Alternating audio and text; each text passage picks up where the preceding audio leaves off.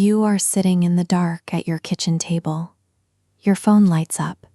It is a notification. A family member just transferred you money to help cover this month's rent. Logically, this solves the immediate problem. The math works out and you can stay in your apartment. But instead of relief, your stomach drops, and a heavy wave of shame washes over you. In seconds, your brain launches into a specific, painful spiral. You tell yourself you're falling behind everyone else. You decide that real adults figure this out alone.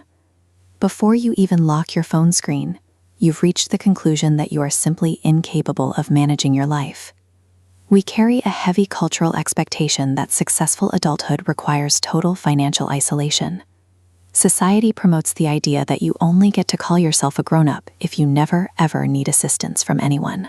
A short bank balance is a temporary fact, but using your imagination to rehearse an identity of failure is a choice that shapes your future behavior. This internal rehearsal is what dictates exactly how you'll show up tomorrow.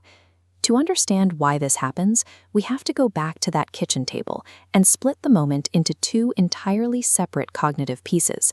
First, there is the fact, financial help was received, a neutral piece of data. Then there is the assumption, the story saying needing help makes you a dependent child. Fusing that meaning to the fact builds a false identity, trapping you in anxiety. The mid-century mystic Neville Goddard taught that imagination creates reality. This isn't a magic trick to manifest sudden wealth. It describes the internal workshop where your self-image is built day by day. When you sit at that table picturing yourself failing in the future, you are using your imagination with high efficiency. You have simply aimed its power at a reality you desperately want to avoid. A circumstance describes your current environment, but it lacks the authority to define who you are.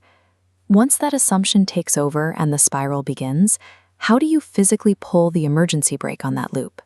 You use a psychological tool called the observer self. This is the part of your awareness that can notice a thought without automatically becoming it. It creates a buffer of distance between you and your own intrusive thoughts. Sitting at that table, you stop fighting the wave of panic. Instead, you take one deliberate, slow breath. You step back. You transition from drowning in the thought to simply noticing it. You change the internal script. You stop saying, "I am not a real adult."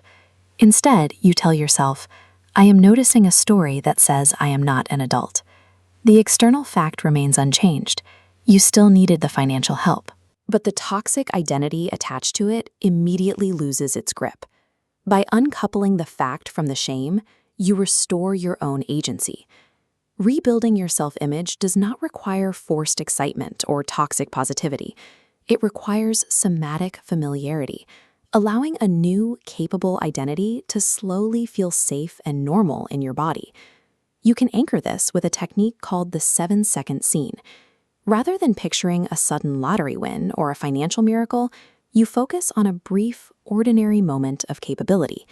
You picture yourself sitting calmly at that same kitchen table, reviewing your budget and transferring your portion of the bills with absolute dignity.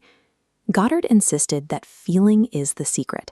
The feeling you are after is the ordinary, quiet sensation of being a capable adult handling a task. When you rehearse this state, you start to redefine adulthood itself. Receiving support does not require you to surrender your personal agency. You can communicate clearly and honor your commitments even when someone is giving you a hand. Your circumstances describe a temporary season. Your imagination decides who you become inside of it.